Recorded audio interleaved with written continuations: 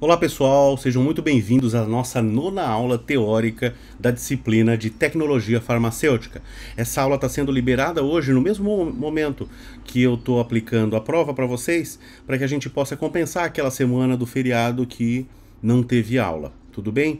Vocês têm uma semana para ver essa aula, então não precisa ver hoje, não precisa ver amanhã, dá para ter o descanso da prova suficiente e depois ver essa aula, porque lá na quarta-feira da semana que vem a gente vai ter uma nova aula. Tudo bem?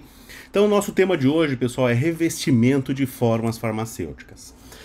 O revestimento de formas farmacêuticas pode ser aplicado tanto para comprimidos quanto para cápsulas. Nem todos os revestimentos que se aplicam em comprimidos podem ser aplicados sobre cápsulas.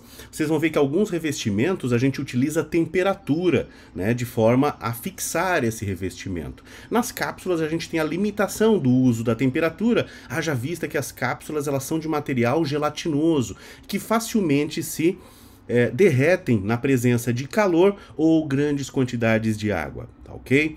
E assim, ainda assim, pessoal, é importante considerar que nem todo comprimido ou cápsula precisa de revestimento. A gente vai ver que existem alguns fatores que nos levam a pensar na possibilidade de revestir. Porém, quando uma forma farmacêutica nasce, ela nasce sem o revestimento. Quando a gente cria ela, quando a gente dá identidade para ela, a priori ela nasce sem o revestimento. Por quê? Porque o revestimento é um passo a mais. E como eu falei para vocês, menos é mais. Quando eu penso uma forma farmacêutica, eu penso em tentar desenvolver ela sem o revestimento. Caso eu não consiga, ou eu tenha um grande objetivo de mudar a identidade visual dela para aspectos estéticos, aspectos de marca, né, de posição de mercado, aí sim eu vou lançar a mão dessa tecnologia que é a possibilidade de revestir as formas farmacêuticas. Ok? Então bora lá? Então o que é o revestimento? Nada mais é, pessoal, do que a aplicação de um material sobre a superfície externa de uma forma farmacêutica com a intenção de conferir benefícios e propriedades em relação à forma não revestida. Esses benefícios e propriedades podem ser relacionados à estabilidade, podem ser relacionados à palatabilidade, podem ser relacionados somente à estética, ok? E ainda, além de comprimidos e cápsulas, eu posso revestir também os grânulos que são utilizados para a produção de comprimidos e cápsulas. Quando eu revisto os grânulos, normalmente eu produzo uma forma farmacêutica intermediária, que são os pellets. Tudo bem? Então a gente vai ter pellets revestidos de etilcelulose, de derivados de celulose, que dão uma solubilidade diferenciada para essa formulação, ok? Então essa foi a definição. Quais são os objetivos, então, que eu lanço mão, os objetivos que eu foco quando eu quero revestir? O primeiro deles é proteção física ou química do fármaco, né? Alguns fármacos, alguns ativos, eles têm instabilidade frente ao contato direto com a atmosfera do ar, né? A atmosfera do ar que é uma mistura de gases, onde a gente tem oxigênio, tem nitrogênio, que é o gás em maior quantidade, dióxido de carbono e eventualmente o monóxido de carbono, que não é comum a gente ter. Tá? Normalmente vai ter quando tem algum processo de queima que não está ocorrendo de maneira correta, ok?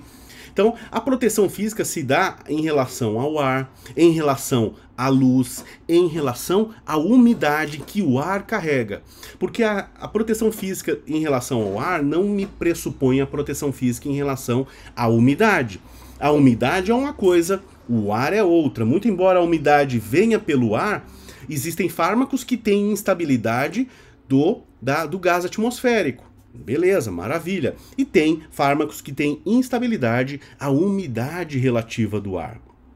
Então, dependendo da zona física onde se encontra, vai ter mais umidade ou menos umidade relativa do ar, né? Regiões litorâneas têm uma umidade relativa do ar normalmente muito alta, o que faz com que os fármacos lá eles tenham um processo degradativo mais acelerado, caso não tenha uma proteção física, que é a proteção do revestimento, ok? Outro objetivo que eu posso utilizar é para mascarar sabor, a cor, cheiro de um fármaco, né? Muitas vezes eu faço o revestimento na minha forma farmacêutica não só porque eu quero que ela fique digamos, dê um sabor diferenciado, que faça proteção, mas simplesmente porque visualmente a cor dela é muito feia. A cor dela não agrada. Como eu falei para vocês na aula da semana passada, os comprimidos de levedura de cerveja são comprimidos que rapidamente eles são quebradiços, são muito friáveis e visualmente eles também não são nada agradáveis. Sabe por quê? Porque a levedura de cerveja ela não tem uma coloração uniforme. Então ele é um comprimido que ele fica como se fosse uma mistura de areias de diferentes cores. Porém, infelizmente, nesse caso, o ideal seria revestir para dar uniformidade. Vejam bem, quando a coloração não é uniforme, eu posso revestir para dar uniformidade.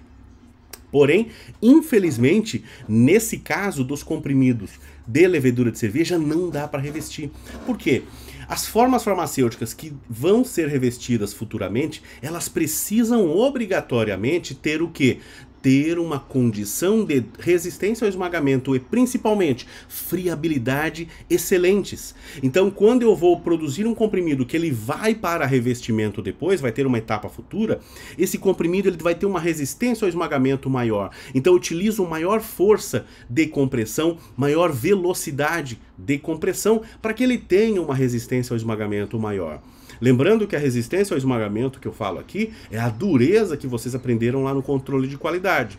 Consequentemente, ele também vai ter uma friabilidade maior porque os cantos ficam mais quebradiços.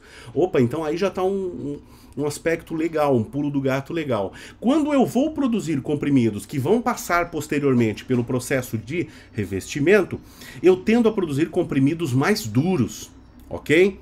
Porém, a friabilidade aumenta, o que seria um fator negativo. Como que eu faço para a friabilidade ficar controlada? Eu produzo comprimidos que não tenham arestas muito aparentes. Então eu faço comprimidos mais abaulados nas suas arestas, fazendo com que a friabilidade ela seja diminuída. Quanto mais pontuda, né, a conexão entre o lado do comprimido e a superfície superior ou a inferior do comprimido, quanto mais pontuda ela, mais friável vai ser esse comprimido. Então quer dizer que eu diminuo essas características, eu deixo mais abaulado, e para depois poder levar para o revestimento, que ele é um processo físico de revestimento, para diminuir o efeito da friabilidade, ok? E eu consigo, obviamente, dar o formato que eu quiser para esse comprimido, porque eu posso controlar, né, a punção e a matriz que eu vou utilizar para produzir ele. Tudo bem? Outra característica, outro objetivo é proporcionar características especiais de liberação de um fármaco. Né? O que normalmente a gente utiliza para recobrir comprimidos? Derivados de celulose. Então a hidroxietilcelulose ele é um polímero mais lipofílico. A hidroxipropilmetilcelulose já é um polímero mais hidrofílico. A etilcelulose é um polímero mais lipofílico. A metilcelulose é um polímero menos lipofílico. Então, dependendo do grau de polimerização e dos substituintes desse polímero derivado de celulose, eu consigo fazer com que o meu princípio ativo contido dentro daquela formulação tenha uma liberação mais ou menos prolongada. Eu consigo fazer hoje com revestimento de etilcelulose um comprimido ele ser deglutido de forma íntegra, chegar no estômago, não sofrer a desintegração e desintegrar somente lá no pH do duodeno ou do intestino delgado. Ok? Justamente pela utilização de polímeros de recobrimento. Ok? Outro objetivo é características de marketing. Muitas vezes eu vou revestir uma formulação somente para que na superfície dela eu possa colocar algum emblema, consiga colocar algum logotipo, uma frase, uma palavra, algo que identifique aquela formulação. Né? Como o escrito da Pfizer no comprimido de sildenafil, que salvo engano tem uma foto nessa apresentação. Outro objetivo é de reconhecimento de um produto, como eu falei, né, que se conecta com o marketing. Visualmente, hoje se eu falo para vocês, gente, um comprimido redondo, marrom quase puxado para o preto, a maioria de vocês vai lembrar da Neosaldina, ok? Ou se eu falar para vocês, gente, pensem num comprimido que tem 3 cores em 3 camadas, vocês vão lembrar da Coristina. Entendeu? Então eu associo o marketing à lembrança do produto, ao reconhecimento dele.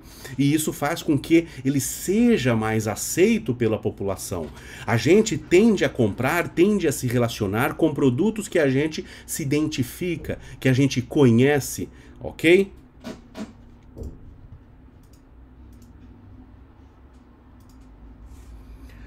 Outra ainda, pessoal, evitar contato inadvertido de fármaco e prevenir o efeito da sua absorção. Olha só que interessante. Quando que eu quero evitar o contato inadvertido com o fármaco e prevenir o efeito da sua absorção? Quando o administrador do fármaco não é a mesma pessoa que vai ingerir ele. Pensem no tamoxifeno. O tamoxifeno é um fármaco antitumoral, principalmente para tumores de tecidos mole, principalmente ainda mais de mamas, tá? Só que na maioria das vezes o antitumoral ele é um forte agente tumoral. Ele age como agente antitumoral nas células tumorais. Porém, nas células normais, ele leva ao processo de formação de tumores. Então o que acontece? Os comprimidos de antitumorais, normalmente eles são revestidos. Por quê? Muitos deles são utilizados de forma hospitalar. Então, no hospital, o farmacêutico, quando vai fazer o fracionamento das unidades, ou o enfermeiro, ou o técnico de enfermagem que vai fazer a administração das doses, imagina que ele trabalha 10 anos lá. Imagina 10 anos ele pegando por dia. Eu sei que pega, porque eu já fiz estágio, não trabalhei, eu fiz estágio em hospitais. Imagina a gente fazer todo aquele fracionamento, né? Chegava a pegar lá 40, 50 comprimidos de tamoxifeno por dia. Imagina isso durante 1 ano, durante 5 anos, durante 10 anos. É muito contato com uma substância tecnicamente cancerígena. Então eu faço já durante a produção dele, na indústria, quando eu penso nele, numa formulação que tenha o revestimento. Para quê? Para que as pessoas que vão manipular ela tenham uma certa segurança. Ok? Pessoal, ainda posso revestir uma formulação de forma a facilitar a deglutição. Algumas formulações são revestidas com polímeros que deslizam mais facilmente, com cera de carnaúba também, pode ser polido com cera de carnaúba, fazendo com que o processo de deglutição seja mais fácil, né? Eu tenho certeza que a maioria de vocês, em algum momento que já foi tomar algum comprimido que ele não era revestido, você colocou ele na boca, colocou lá, tomou água e quando foi ver ele estava grudado em alguma parte da garganta ou da boca. Normalmente esse comprimido que acontece isso, ele não é revestido, né? Ele adere ali e ele fica ali. Ele tem uma bioadesão, ok? Porque alguma parte do comprimido já solubilizou, formou um filme que grudou. É a bioadesão. Às vezes isso é desejado, mas na maioria das vezes não. Como que eu faço para diminuir isso? Faço o revestimento do comprimido. Ele tende a ficar mais liso e deslizar mais facilmente. Tá? Facilitar a manipulação em equipamentos. Alguns equipamentos, pessoal, que depois, digamos, eu vou utilizar para produção ainda, para esteira, para blistar, né, para transformar, colocar o comprimido dentro do blister ou do stripper, normalmente é um dos dois que a gente utiliza, eu preciso fazer com que o comprimido, ele, digamos, ele tenha facilidade no andamento na esteira e no equipamento de blisterização ou no equipamento de formação de stripper. Então, quando ele está revestido, isso fica muito mais fácil. Tá? Mas, professor, então por que a gente não faz o revestimento de todas as formulações? Porque o revestimento é muito custoso, o custo dele, do revestimento, é relativamente alto. Vocês vão ver que existem equipamentos para fazer revestimento, como o leito fluidizado, são equipamentos tão caros quanto o equipamento de compressão, ok? E posso também produzir revestimento gastroresistente, como já falamos da formulação de liberação prolongada, né? O próprio omeprazol, pessoal, administrado via oral, ele tem um revestimento gastroresistente, haja vista que o omeprazol sofre degradação hidrolítica no pH ácido do estômago. Então eu revisto a cápsula ou revisto o grão formando um pellet desse omeprazol. Por esse motivo que o omeprazol não vai ter ele, né, facilmente na forma de comprimido. Por quê? No comprimido, pessoal, se eu formar um pellet e jogar ele num comprimido e comprimir, o pellet ele vai se romper as suas membranas. Por isso que é muito mais fácil eu produzir uma cápsula do omeprazol. Professor, dá para fazer o comprimido do omeprazol? Dá.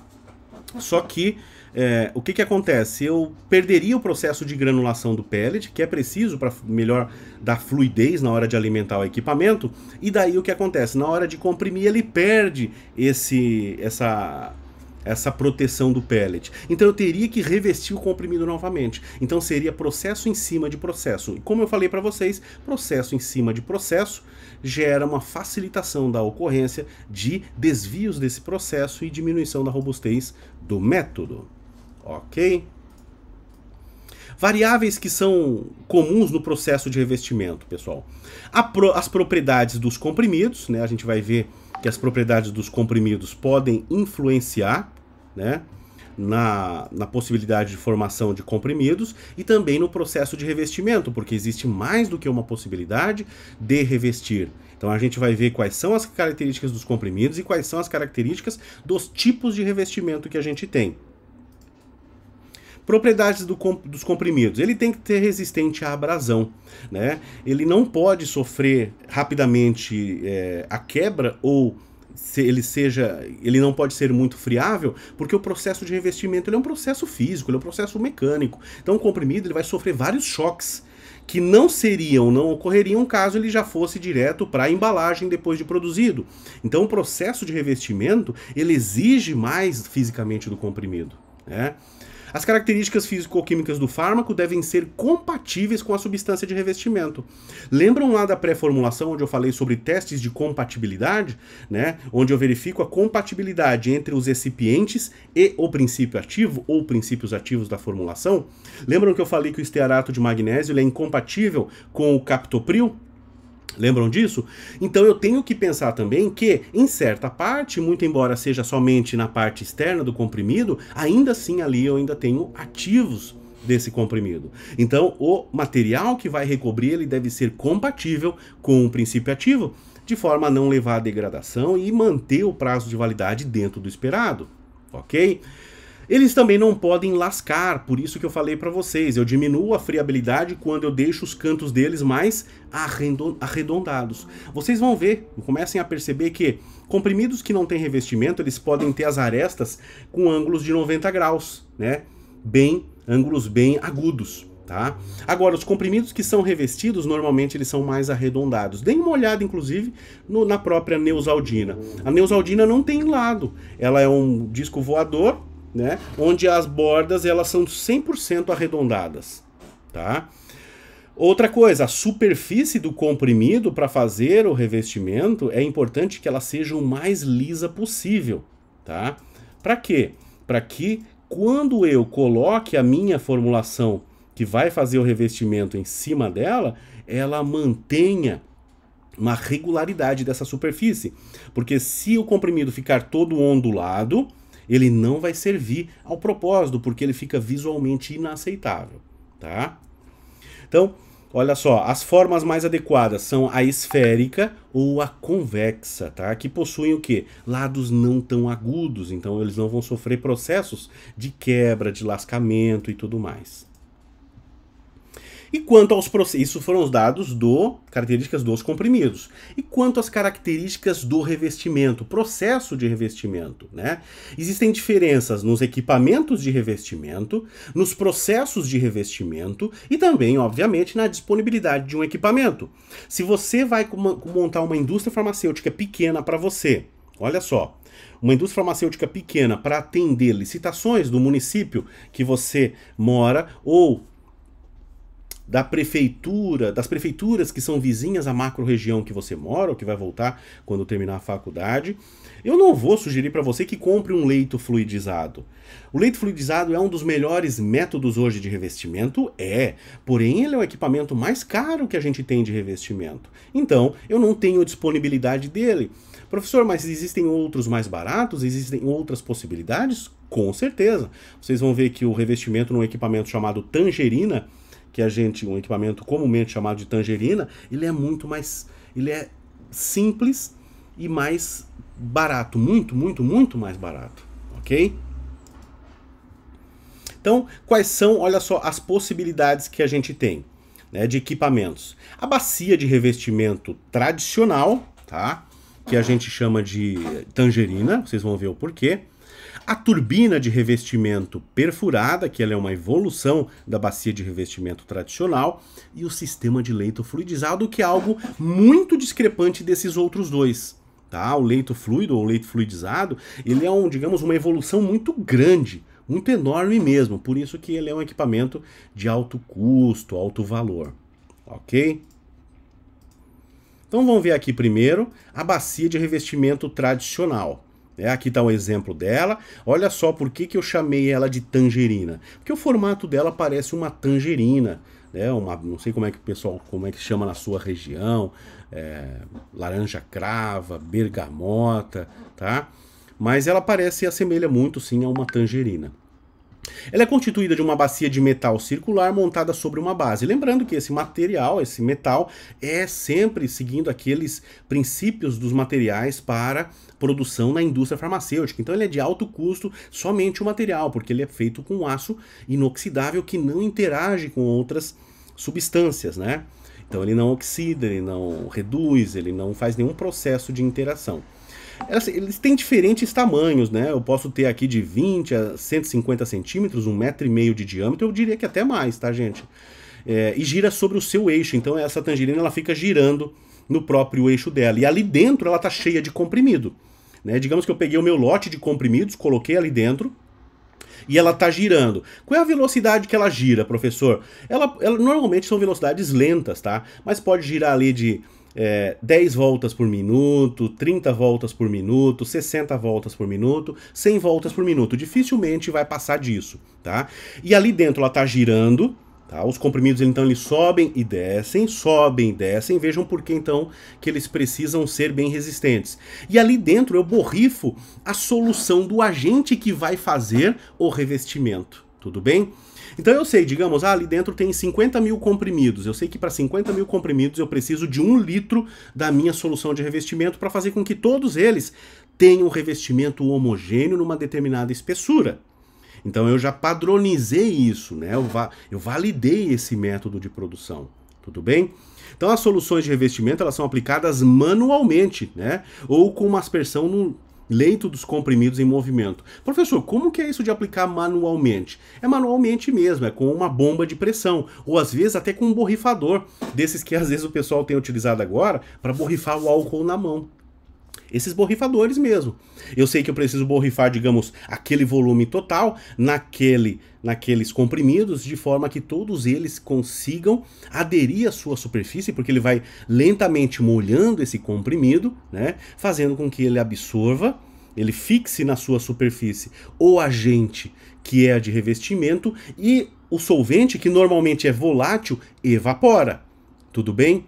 Então a gente vai ter o quê? O meu agente de revestimento, a minha etilcelulose, hidroxipropilcelulose, hidroxipropilmetilcelulose, o meu derivado de celulose, ou às vezes até a indústria farmacêutica hoje, ela já te vende uma mistura de pós, tá? Que é patenteada, você sabe o resultado final que ela vai dar, só que você não sabe a constituição que ela tem lá dentro. Exemplo, uma mistura chamada shellac, né? Eu compro, revisto, mas eu não sei o que tem lá dentro. Né? Na hora do registro na indústria farmacêutica na Anvisa, eu digo que eu estou utilizando como agente de revestimento a formulação polimérica, a mistura polimérica de shellac da indústria tal. Daí essa indústria já tem o registro dessa formulação lá, ela vai passar na Anvisa. Tudo bem? Todos os princípios ativos, todas as matérias-primas que você vai utilizar na sua indústria farmacêutica já devem ter o registro lá na Anvisa. Professor, se eu estou trazendo um princípio ativo novo para o Brasil que não existe ainda, eu posso desenvolver um medicamento? Posso, porque daí na hora que eu pedir o registro do medicamento, junto dele, anexo dele, eu peço o registro daquele princípio ativo, digamos que eu estou importando dos Estados Unidos. Tudo bem?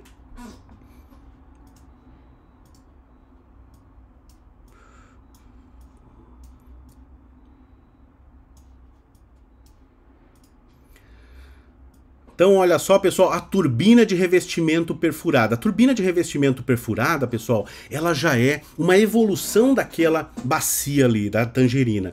Ela consiste num tambor perfurado, então aqui eu tenho um tambor, só que a superfície desse tambor ela é perfurada e daí sim eu tenho a base da tangerina do outro lado. É perfurado de tal maneira que os comprimidos não conseguem passar, então eles ficam sobre uma tela. Né? Ou parcialmente perfurado que gira sobre o seu eixo horizontal em uma câmara fechada, então a aspersão é feita lá dentro. Né? Olhem na figura aqui, ó, uma bomba de aspersão lá dentro. O ar de secagem, então, ele é direcionado para a turbina e é eliminado pelas perfurações do tambor, assim como ele é eliminado também pelas perfurações do tambor o excesso de revestimento que eu coloquei lá. Então as soluções de revestimento aplicadas à superfície da bacia são aplicadas através de bicos de aspersão posicionados no interior dela. É uma evolução. Por quê? O grande problema que a gente tem naquelas bacias anteriores, eu colocar o meu agente de recobrimento, o meu polímero com a minha solução hidroalcoólica ou com outro solvente, numa quantidade muito grande e aquilo empapar dentro da tangerina. Aqui não, eu tenho, digamos, uma liberação contínua do meu agente de aspersão, fazendo com que praticamente eu não tenha formação de grumos, né? A possibilidade de formar papa, de formar poças lá dentro do meu agente aspergido, né? Porque é uma maneira mais controlada de fazer aquilo. Então é uma evolução da bacia de revestimento, né? A turbina de revestimento. Mas ainda assim é um equipamento simples em relação ao leito fluidizado. Né, o sistema de leito fluido, tá aqui, ó, né? O sistema de leito fluido, esse da figurinha aqui, pessoal, ele é realmente muito grande, ele é um sistema 100% fechado, onde eu controlo não só a aspersão, mas também o tamanho da gotícula que vai ser aspergida. Então eu consigo fazer nano-revestimentos, micro-revestimentos, consigo controlar a temperatura de aspersão e temperatura de secagem. Né?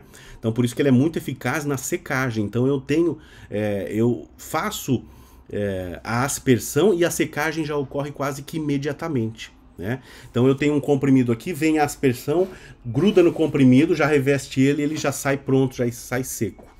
A fluidização de um leito de comprimidos é conseguida em uma câmara com a forma de coluna de fluxo, uma câmara dessa comprida, né? Ela tem formato mais vertical, né?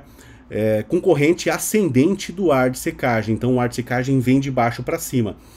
Gente, enquanto lá na cuba e nas outras duas cubas, o comprimido ele ficava na base dela, rodando junto com ela, aqui os comprimidos eles não ficam parados. Existe um sistema de ar que vem de baixo para cima e os comprimidos eles ficam circulando. Então eles ficam normalmente, a maior parte do tempo, com todos os seus lados longe de qualquer superfície.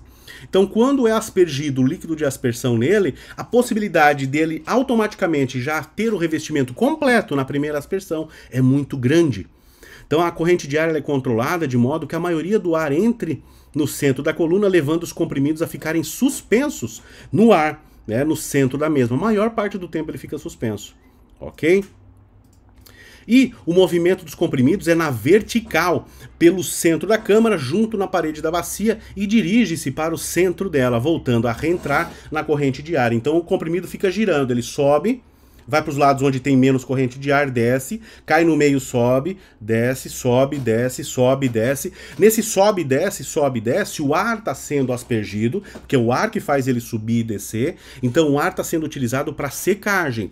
E aqui nos laterais está sendo aspergido o líquido que vai fazer o recobrimento deles. Então olha que sistema magnífico. E como eu falei, o controle que a gente tem desse ar, da temperatura, do tamanho do aerossol que vai ser colocado em cima do comprimido, pode ser todo ele controlado, fazendo com que eu consiga fazer revestimentos poliméricos tão finos, tão finos, tão finos, que muitas vezes passam de forma imperceptível no comprimido. Então eles são utilizados no revestimento rápido de comprimidos, olha só, grânulos, né, para formação de pellets e cápsulas. A dispersão do revestimento, as formulações que ficam suspensas na coluna de ar, então eles são fixadas, né? Então eu tenho a coluna de ar, o comprimido sobe, tá aqui no desenho, né? E o comprimido sobe e desce, sobe e desce. Nesse caso aqui eu tenho uma aspersão superior. Existem equipamentos de aspersão lateral, ok? É utilizada para aplicação de polímeros, né? Película polimérica, então vejam só, já não falo somente de revestimento, falo de película polimérica. A película seria um revestimento mais delgado, mais fino, né? Ele pode ser utilizado, ó, como eu falei, como método de aspersão por cima, por baixo ou tangencial nas laterais.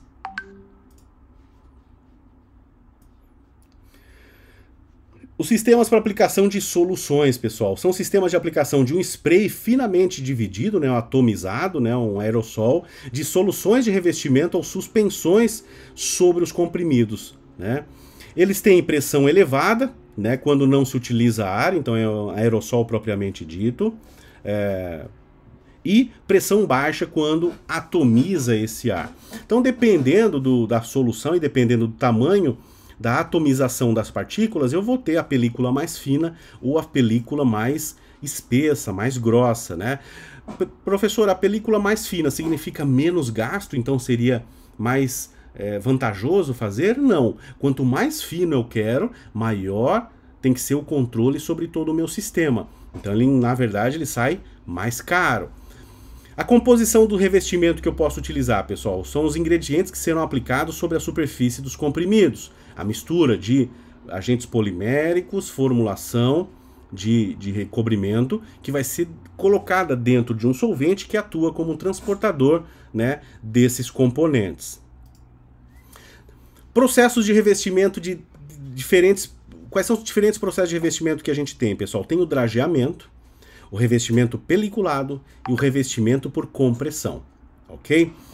O revestimento com drageamento, ele é um revestimento com açúcar, ele é um revestimento mais grosseiro, ele é o revestimento mais em conta que a gente tem. Porém, um dos grandes problemas dele é que o comprimido, ele começa a ficar muito grande, porque eu não consigo fazer um revestimento com açúcar delgado o suficiente, então ele fica normalmente mais espesso. Tá? O revestimento peliculado é aquele onde eu tenho uma película já mais fina, ok? E o revestimento por compressão é aquele onde eu não preciso utilizar esses equipamentos. Eu utilizo mais uma etapa do processo de compressão para produzir ele, ok? Então eu tenho aqui, ó, drageamento. Podem ver, eu tenho uma neosaldina, bem característico do drageamento, tá? Normalmente no drageamento eu consigo cores bastante diversas, porque eu consigo colocar vários tipos de corante no açúcar, né? Então veja aqui, ó, corante amarelo, corante vermelho, tá? Lembrando, pessoal, que uma sacada que vocês têm que ter quando trabalham com desenvolvimento é evitar usar os corantes amarelos e derivados do amarelo, porque dentre os corantes, os derivados do amarelo são os corantes que mais causam processos alérgicos, ok? Então as etapas, pessoal, para eu poder fazer um drageamento, revestimento com açúcar. Primeiro eu tenho que impermeabilizar ou selar o meu comprimido para fazer com que o açúcar que é colocado em cima, ele não penetre dentro da formulação. Daí depois disso eu faço um subrevestimento, né?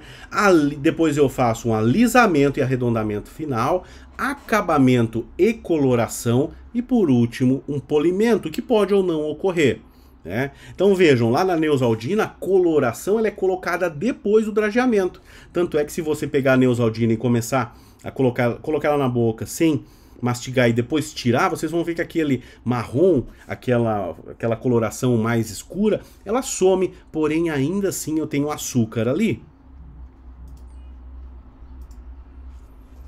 A impermeabilização ou selamento é utilizado para comprimidos que absorvem umidade, né? Por quê, pessoal? Como eu estou utilizando o açúcar para fazer o drageamento, esse açúcar ele vai solubilizar melhor no quê? Em soluções mais hidrofílicas, então eu vou ter mais quantidade de água em relação às outras formulações onde eu faço revestimento polimérico, tá? O que eu faço? Eu posso pegar uma solução hidroalcoólica, porque mesmo em pequenas quantidades de álcool, 20, 30, 40, 50%, o álcool vai ajudar a evaporar a água depois, né? Então eu preciso fazer o selamento, porque senão essa água da minha solução ela tende a penetrar na minha formulação, evitando então dessa maneira o amolecimento, né, a desintegração, instabilidade física, instabilidade química da minha formulação, tá? Então eu tenho uma camada de isolante antes do subrevestimento, que é aplicada na forma de solução, tá? Alcoólica. Pode ser aplicado um segundo revestimento impermeabilizante, tá? Quando eu tenho uma formulação que tem grande capacidade de absorção. Exemplo, quando que vai ter grande capacidade de absorção? Se eu pegar um comprimido onde o diluente dele foi um agente hidrofílico, a capacidade de absorção é grande. Exemplo, lactose. Se o diluente, que é o maior componente, for uma celulose microcristalina, a quantidade de absorção já diminui, tá? Produtos que são comumente utilizados para o revestimento. O shellac, olha só, ele constitui um isolante eficaz, tá? Porém, os tempos de desintegração e de solução tendem a aumentar da formulação, tá? Mas isso não é um problema, porque vai aumentar em alguns minutos, não em horas, tá? E a zeína, que é um derivado proteico solúvel do milho, tá? Também pode ser utilizado como um agente de revestimento para selação, ok? Depois, pessoal, no subrevestimento, eu tenho uma aplicação alternada de uma solução de aglutinante e de pós de enchimento que adere a esse comprimido. O aglutinante vai fazer com que esse pó ele fixe em cima do comprimido. Ele torna o comprimido arredondado e une ele ao revestimento de açúcar à superfície do comprimido. Tá? Os comprimidos são parcialmente secos, né, e depois pulverizados com um pó fino. Que pó fino é esse? Pode ser o açúcar, pode ser o amido, tá? Podendo conter também talco. Por quê? O talco vai fazer com que os comprimidos não colabem, né? Não colabem um no outro, porque o talco é um bom agente deslizante, tá? A cássia ou CaCO3, né? Carbonato de cálcio precipitado, que também vai ter ação deslizante. Ainda no subrevestimento, pessoal, se aplica ar quente aos comprimidos que estão rolando lá dentro da minha tangerina, e quando eles estiverem secos, se repete o processo, né, de subrevestimento até que atinjam o tamanho e a forma desejados. Então, o processo de drageamento ele é um processo onde a validação demora. Por quê? Eu tenho que fazer por etapas. Então eu tenho os comprimidos lá, in natura, eu chamo ele de núcleos, rolando lá dentro sem revestimento. Eu começo a fazer todo o processo, e como que eu sei quando que acaba? Eu tiro algumas unidades e peso eles. Então eu sei que lá no final, o meu comprimido lá de 1 grama, ele tem que ter 1,3 gramas. Então ele tem que ganhar 300 miligramas de açúcar na sua superfície, quando seco. Então eu espero ele secar, coloco para pesar, ele não atingiu, ele tem 1.250 miligramas. Eu faço mais aspersão de açúcar para ele ganhar mais esses 50 miligramas e chegar a 1.300 miligramas. O excesso de pó, pessoal, ele é removido passando os comprimidos em um tamiz de tecido. Tamiz, aqueles tamizadores de malha que vocês viram, que a gente utiliza para uniformizar o tamanho de partículas de grânulos. Existem tamizes que são de tecido, um tecido um pouquinho mais poroso. Quando o comprimido passa por ele, todas as irregularidades do comprimido ficam retidas e o comprimido tende a ficar com a superfície mais lisa. E a drageificação pode levar a um aumento da massa desse comprimido entre 50% e 100%. Então imagine só, um comprimido que ele por si só já tem 1 grama. Ele pode chegar a 2 gramas quando feito o drageamento. E isso aumenta não só o peso dele, mas principalmente o que impacta mais para o consumo, o volume dele. Ok? O alisamento e arredondamento final, pessoal. A finalidade desse passo é cobrir todas as imperfeições da superfície do comprimido. Pessoal, o açúcar depositado no comprimido, ele continua sendo um açúcar grosseiro, né? O tamanho de partícula dele não é pulvério como dos pós do comprimido. Então existem imperfeições finais. Por isso que normalmente, por cima, a gente continua a utilizar o açúcar para fazer o recobrimento, mas dessa maneira com o xarope de açúcar. É um xarope bem espesso, 80, 90, 95% de açúcar em água. Então eu faço várias camadas desse xarope para que ele preencha os espaços vazios. O xarope é composto na base de sacarose e outros componentes, né? Podem conter amido, carbonato de cálcio e aplicação de ar quente para acelerar o processo de secagem, porque sempre eu vou ter que pesar os comprimidos depois de secos para ver se ganharam o peso que eu espero. Ok? Se eles ganharam o peso que eu espero, significa que eles já têm a proteção que eu espero do drageamento. E acabamento e coloração, né? A aplicação de vários revestimentos de um xarope agora bem diluído, mais liquefeito, né? Contendo o corante desejado. Então o corante ele vai só na última etapa, tá? Normalmente essa etapa é realizada em uma drageadeira limpa. Então olha só, se eu faço drageamento, eu tenho que já ter duas drageadeiras, né? Então eu tenho que ter uma que faz todo esse primeiro drageamento e outra que faz só o acabamento, né? Para que não sobem resquícios do primeiro drageamento, tá ok? Nessa etapa então que eu tenho um alisamento mais fino e a coloração final. Olha quantos processos pro drageamento, que é o método mais simples, a gente tem. Cada um desses processos, inclusive, né,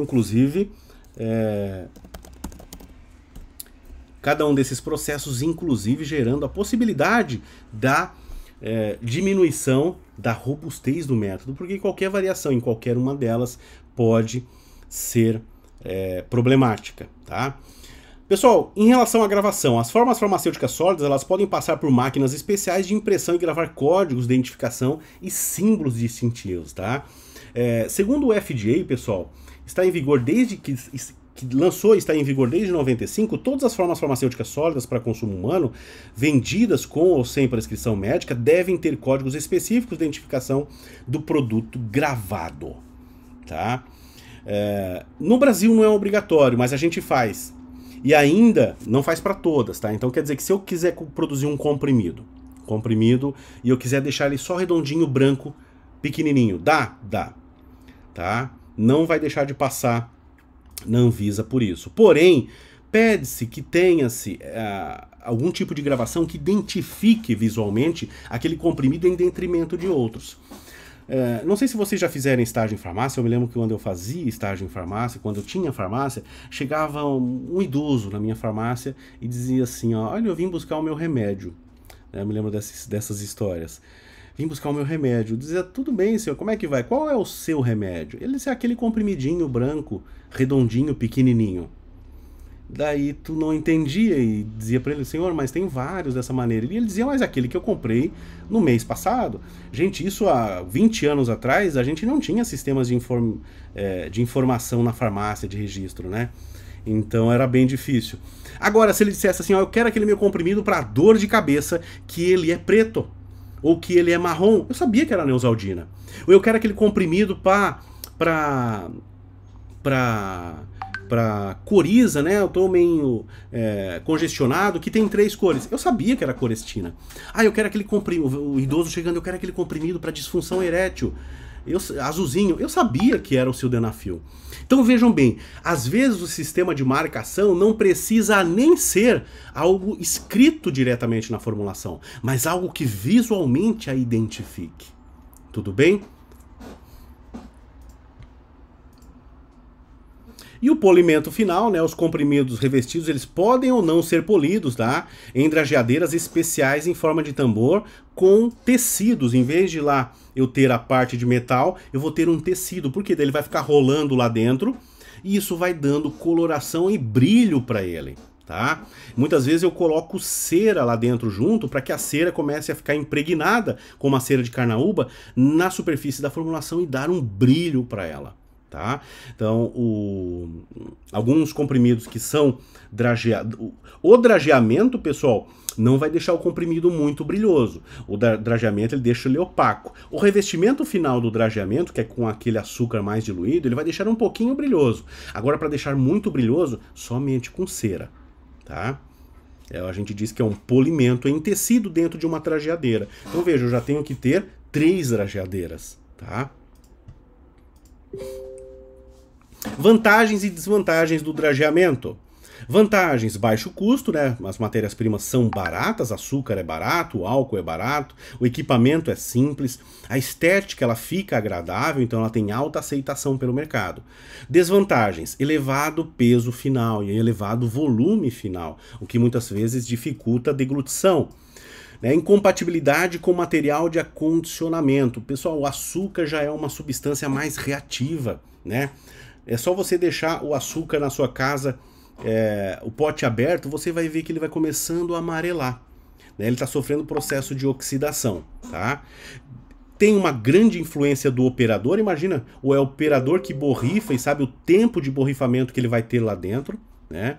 O tempo gasto, né, de operação é bastante alto e, como eu falei, dificuldade de validação, né? Validar é garantir que eu vou montar um método que sempre quando ele é executado, ele vai levar ao mesmo resultado. Agora é difícil validar quando grande parte da operação depende da pessoa e não do equipamento. Então é o operador que está borrifando lá a solução hidroalcoólica do açúcar, que está vendo o tempo que esse açúcar fica lá dentro com a fórmula, com os comprimidos, que verifica o peso final dos comprimidos para ver quanto de açúcar já incorporou. Né? Então, essas são as desvantagens. Porém, é um método amplamente aceito, tudo bem? Não significa que é difícil de validar, que a gente não consiga validar, ok? Então aqui, ó, eu tenho a pera tradicional e aqui eu tenho um sistema fechado, onde um desses dutos aqui na figurinha da esquerda, ele faz a aspersão de ar lá para dentro e o outro faz a saída do ar lá para dentro, o que facilita na secagem dos comprimidos. O revestimento pelicular, olha só pessoal, nada mais característico do revestimento pelicular do que o comprimido de sildenafil, né? Um comprimidinho desse, se você pegar com a unha e puxar, você vai ver que é uma película, dá para descascar ele. O comprimido, a matriz, fica lá embaixo íntegra.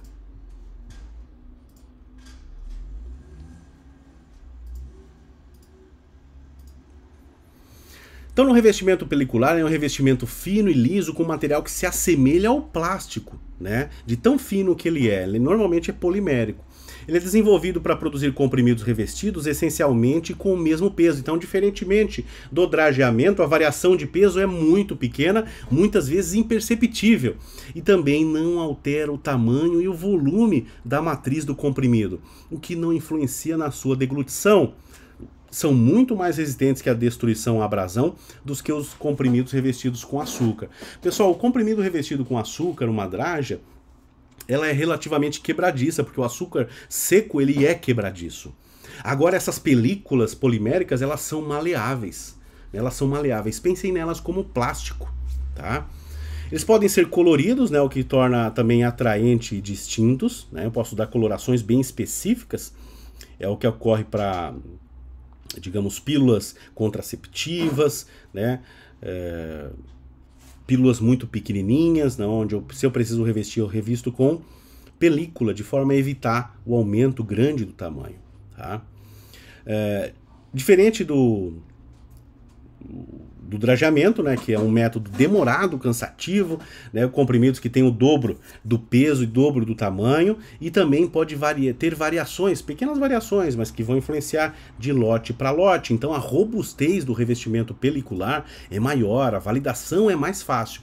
Vejam só, quanto mais simples o método de produção, mais fácil de validar. Porém, o método de produção ser mais simples não significa que ele é mais barato. Tudo bem? Então, normalmente, quando a gente está montando uma indústria farmacêutica, muitas vezes a gente não automatiza os métodos para contenção de custos. Porém, a gente vai penar muito na validação dos processos que são manuais, porque mesmo manuais precisam, e muito mais ainda, serem validados.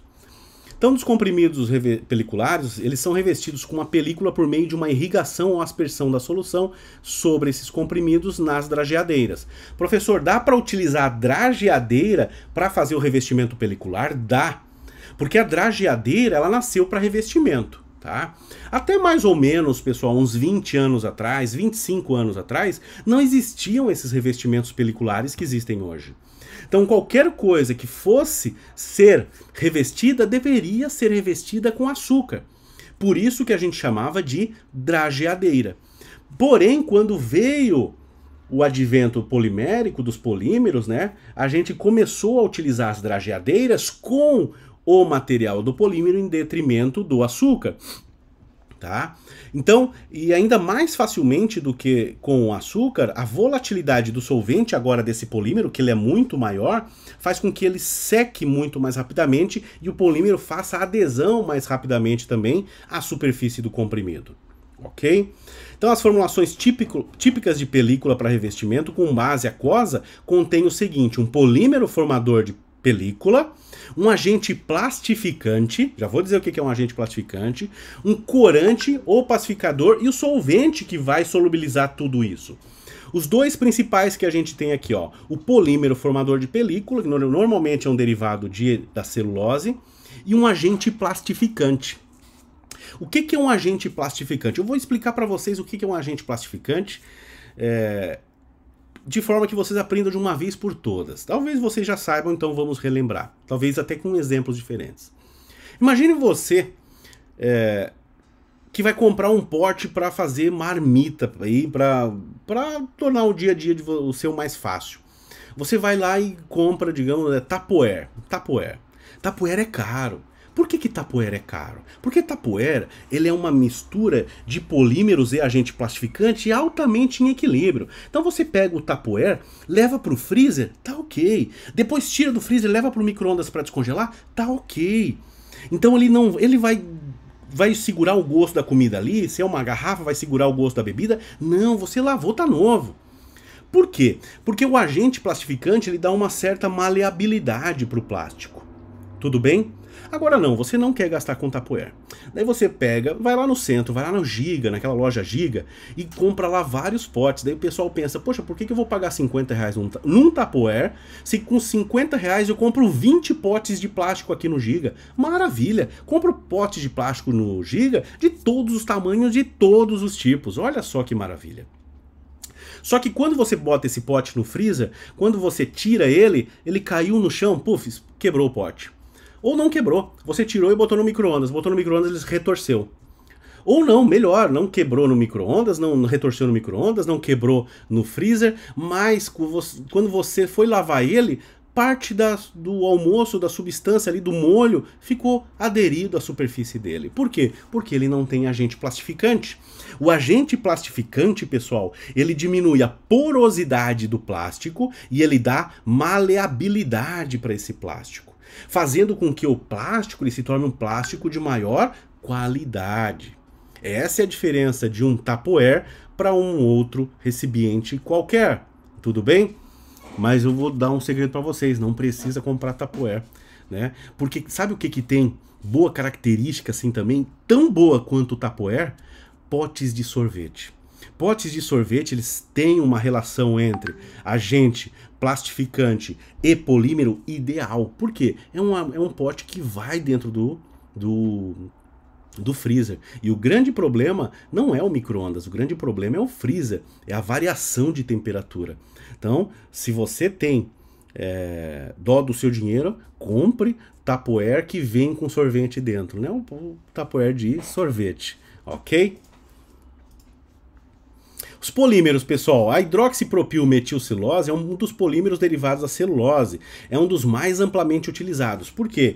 Ele tem um equilíbrio hidrofílico e lipofílico melhor, ele não tende nem tanto para hidrofilicidade e nem tanto para lipofilicidade. Então o log de P, o equilíbrio dele é muito maior.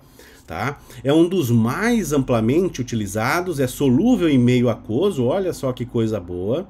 Forma um filme de elevada resistência, porque a resistência do filme também está relacionado à viscosidade que esse polímero forma nesse meio aquoso.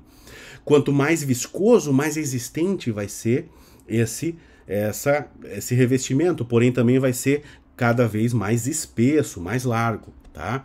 É de fácil aplicação e aceita pigmentos na sua composição. Ok? Pigmentos por conta do meio aquoso. Outros polímeros, olha só, a hidroxipropilmetilcelulose é um derivado de celulose. Outros polímeros que são utilizados, a metilcelulose, que é um polímero mais lipofílico, derivado da celulose, e a hidroxipropilcelulose, também derivado da celulose. Então, normalmente a gente utiliza polímeros derivados da celulose, onde a variação entre eles se dá pelos substituintes da cadeia.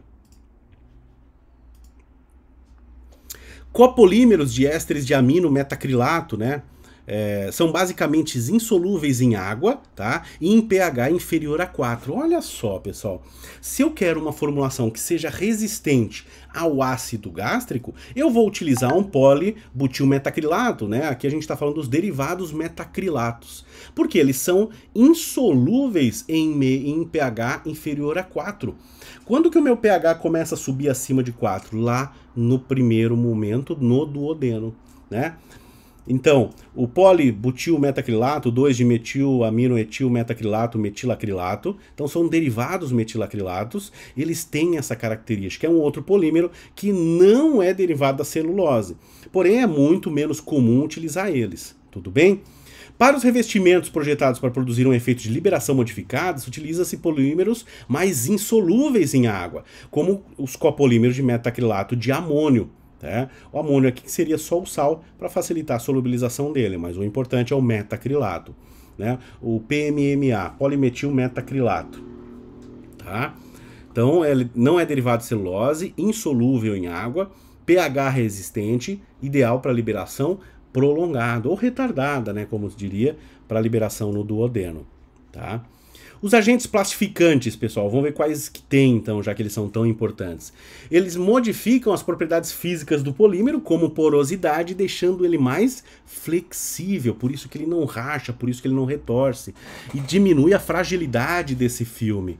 Se eu produzisse um comprimido só com a hidroxipropilmetilcelulose revestindo e não colocasse nenhum agente plastificante, com o passar do tempo ia subindo algumas escaminhas ali, ele ia ficar muito quebradiço e ia craquelar, a gente diz, craquelar, tá?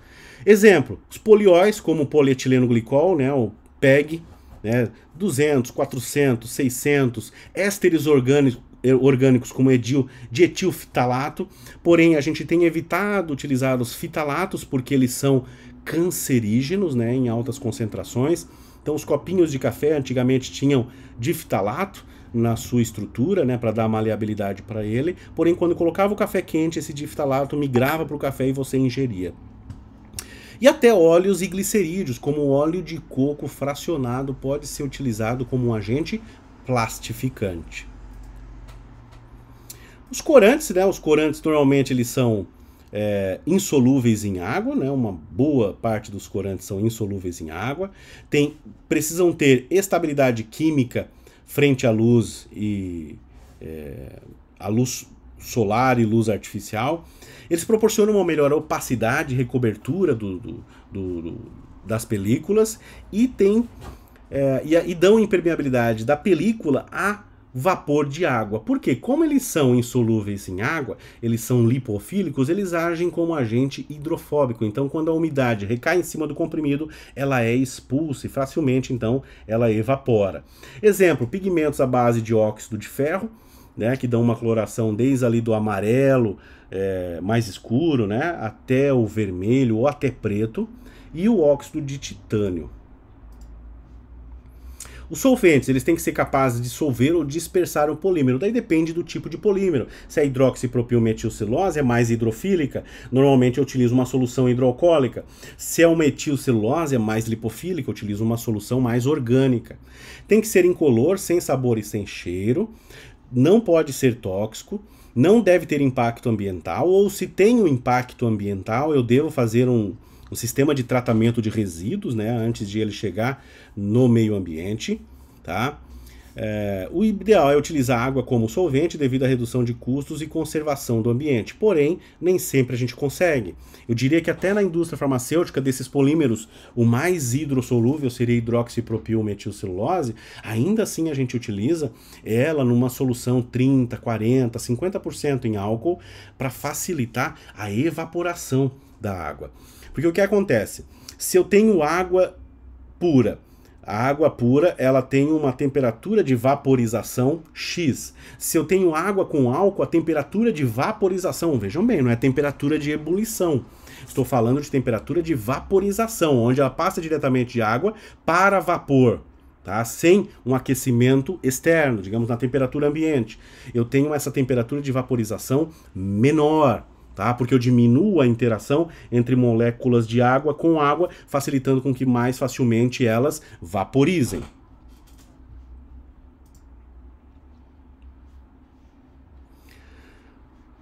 Com relação ao processo, os comprimidos peliculados eles são produzidos por processos que envolvem a atomização das soluções ou suspensões do revestimento sobre a massa em movimento desses comprimidos. Quando eu falo em atomização, eu estou falando em tamanho de gotícula muito menor do que o tamanho de gotícula da vaporização das drageadeiras. Tá? Alguns exemplos de equipamento para revestimento peliculado são, olha só, nomes de equipamentos que você pode encontrar no mercado. Extremamente caros, tá? A Cella-Cotta, High Coater, Dry Coater, HTF 150, tá? E o IDA, tá? Ok? Todos eles são equipamentos de formação de películas. Os mais comuns, a Cella-Cotta, né? O Dry Coater e o High Coater, ok? Porém, muito caros esses equipamentos. Por isso que pequenas indústrias não vão ter ele, não, né? Olha só, aqui está um equipamento desse pequeno, porque assim, ó, se a gente ainda vai pegar aqui, ó, um dry coater desse aqui, ele tem diferentes capacidades. Tem dry coater para 50 mil comprimidos, dry coater para 500 mil comprimidos, dry coater para 5 milhões de comprimidos. Então quer dizer que ainda eu tenho a questão do scale up, né, do tamanho de escala, ok? Um dry coater, uma Cella-Cotta, que é mais antigo, foram um dos primeiros. Exigência do processo, pessoal. Adequação do atomizador, o líquido aplicado nos núcleos do comprimidos. Então não é qualquer líquido que pode ser atomizado, né? Então eu tenho que ter um líquido com baixa viscosidade, por isso que a água seria o ideal, mas nem sempre eu consigo a água por conta do polímero. E os comprimidos eles têm que ter a mistura e movimentação adequada dentro do equipamento, né? O revestimento por aspersão parte do princípio de que cada núcleo deverá passar por essa zona de aspersão. Então eu tenho que garantir que eu tenho uma ou mais zonas de aspersão onde o líquido sai, que o comprimido passe por ela. Por isso que o leito fluidizado ele é interessante nesse sentido, porque os comprimidos eles não ficam parados lá dentro, eles ficam em movimento. Eu ainda tenho o fornecimento de calor na forma de ar quente, o leito fluidizado faz isso, né? Boas instalações de exaustão para remover a poeira e o ar carregados de solvente. Então vejam bem, é um trabalho insalubre fazer o revestimento, porque a gente trabalha muito com solventes orgânicos. Então eu tenho que ter... A sala do revestimento, tá, pessoal? Não é a mesma sala da produção, porque a sala do revestimento é só sala de revestimento, ok? Por conta da poeira que pode ficar no ar e principalmente do solvente vaporizado no ar.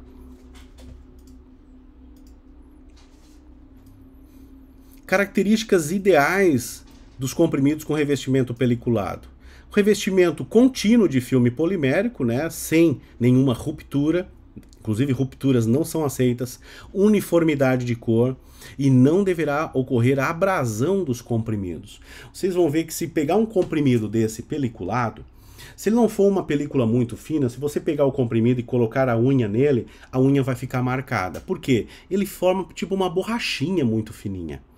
Porém, ele não pode ficar marcado no momento da sua produção. Então ele não pode ocorrer a abrasão desses comprimidos.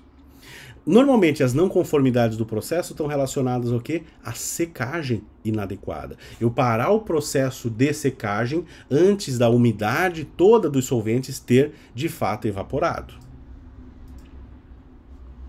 E por último, o revestimento por compressão, que nada mais é do que uma compressão posterior à própria compressão do comprimido. Então eu digo que eu produzo um núcleo e depois esse núcleo vai ser revestido. O material de revestimento em forma de granulado ou de pó. Ele pode ser utilizado em fármaco sensível à umidade, daí eu não vou conseguir, digamos, o que eu elejo para ser revestido via compressão. Não dá para fazer drageamento e não dá para fazer o revestimento peliculado por polímeros, porque eu não posso utilizar nenhum solvente, nem aquoso, nem orgânico, né? Então o fármaco é sensível à umidade. E são utilizados equipamentos de compressão semelhantes ao utilizado para os núcleos dos comprimidos. Tá? Normalmente os núcleos dos comprimidos eles devem ser de comprimidos menores e mais leves, porque o novo revestimento ele vai dar um certo volume. Tudo bem?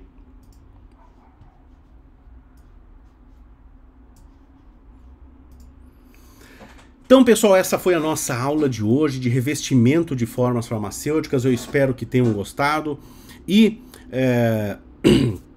qualquer dúvida referente a essa aula, coloque aqui nos comentários, que tão breve quanto eu visualize esses comentários, eu respondo eles um por um, individualmente. E outra, lembre-se, podem também colocar suas dúvidas diretamente no nosso grupo do Telegram.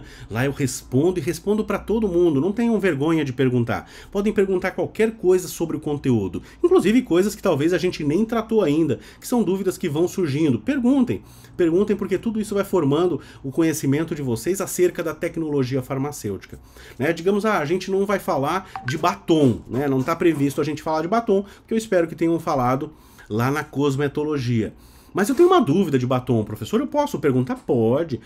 Eu tenho uma dúvida sobre um primer, né? Primer que é utilizado hoje na cosmetologia para correção de linhas bem localizadas. Tem uma dúvida, professor, dá para perguntar? Pergunta, pode perguntar sobre qualquer coisa da tecnologia farmacêutica, não somente desse nosso conteúdo, tudo bem? O nosso conteúdo ele serve de base, ok? Porém, tudo que é relacionado à tecnologia farmacêutica, eu estou disponível aqui para responder para vocês.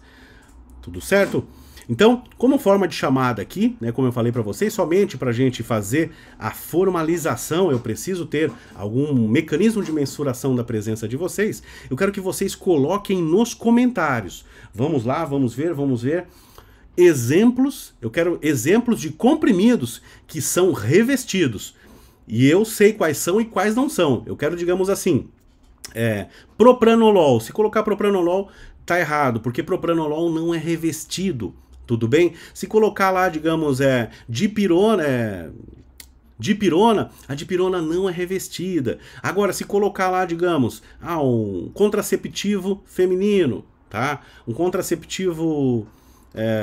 digamos, por que eu falei contraceptivo feminino? Porque existe contraceptivo masculino, tá, Brasil? Tá, pessoal, não aprovado no Brasil ainda, mas existe já. Um hipoglicemiante oral é não revestido. Agora uma neosaldina, ela é revestida. Seja revestido por drageamento ou peliculado. Se você não sabe, vá e procure, tudo bem? Ok, pessoal? Então, dúvidas coloquem lá. E por hoje era só, e até semana que vem.